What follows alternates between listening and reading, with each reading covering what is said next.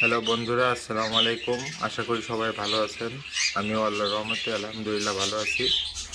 আজ আমি আপনাদের দেখাবো আমার পাখির যে ককাটেলের যে সেটআপটা। এটা আসলে আমি বলতে চাচ্ছি যে একটা ককাটেল পাখিকে আপনার যদি ভালোভাবে ব্রিডিং করাতে চান, সেক্ষেত্রে পাখির গ্রোথটা সবসময় আপনার মেনটেন করতে হবে।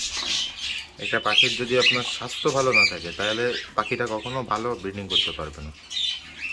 সেক্ষেত্রে আপনারা পাখিকে পুষ্টিকর খাবার দিবেন, তা না হইলে কখনো পাখিটা প্রপারলি কখনো আপনার ব্রিডিং করবে না।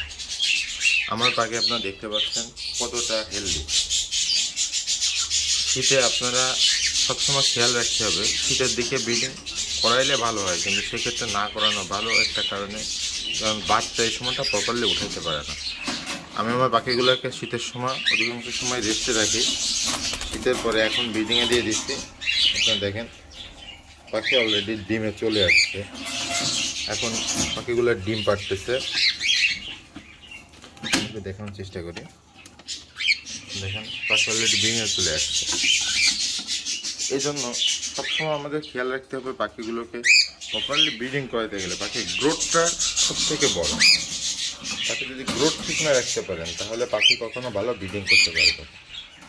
পাখিকে কীভাবে গ্রোথ ঠিক রাখবেন এ বিষয়ে যদি জানতে আপনাদের ইচ্ছা করে, কমেন্ট বক্সে জানাবেন। আসলে পাখির এভরিথিং আল্লাহর রহমতে আপনাদের জানানোর চেষ্টা করবো। পাখিগুলো আপনারা দেখলে অবশ্যই বুঝবেন পাখিটার গ্রোথটা কতটা সুন্দর আছে। সবসময় এই গ্রোথটা ঠিক রাখলে পাখি বছরে আপনি বেশ কয়েকবার এদের থেকে আপনি বাচ্চা নিতে পারবেন এবং বাচ্চাগুলো সুন্দরভাবে উঠাবে।